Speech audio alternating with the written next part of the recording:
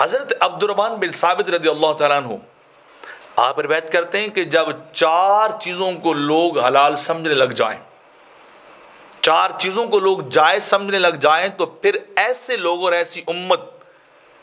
ऐसे गिरोह के लिए हलाकत का फैसला कर दी जाता है। वो लोग बर्बाद कर दी जाते हैं, वो लोग फना के घाट उतारे जाते हैं जो चार चीज़ों को अपने जायज़ समझते हैं। उनमें से पहली चीज़ के काम तोलने को लोग अपने लिए हलाल समझें, जायज़ समझें। दुकान पे बैठकर, रेडी पे खड़े होकर या किसी और तराजू वाले मकाम पे खड़े होकर इंसान अपना हक समझता हो, इंसान मंडी में खड़ा होकर अपना हक समझे कि वो कम तोले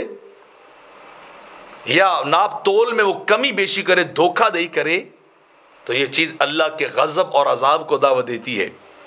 और दूसरी चीज़ फरमाया कम मापने को, कि कोई मापने के अंदर भी जो है दो नंबरी करने लग जाए, उसमें डंडी मारने लग जाए इंसान,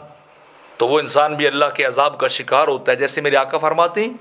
अगर किसी ने एक बलिश्त भी किसी की ज़मीन पे कब्ज़ा किया कि अपनी ईंट और दीवार को दूसरी तरफ कर ले, रब्बे कायनात उसे यौम क़यामत 7 ज़मीनों का तौक गले में पहनाएगा और कहेगा ये एक बलिश्त तूने गलत माप किया था ना, मेजरमेंट तूने गलत की थी, आज उसका नतीजा ये तुझे मिल रहा है कि 7 ज़मीनें तेरे गले में डाली गई हैं, तो इससे भी बच जाइए। तीसरी चीज़ एलानिया ज़िना करने को, ज़िना को लोग बुरा ना समझें, मर्द औरत के नाजायज़ ताल्लुकात को गलत समझा ही ना जाए,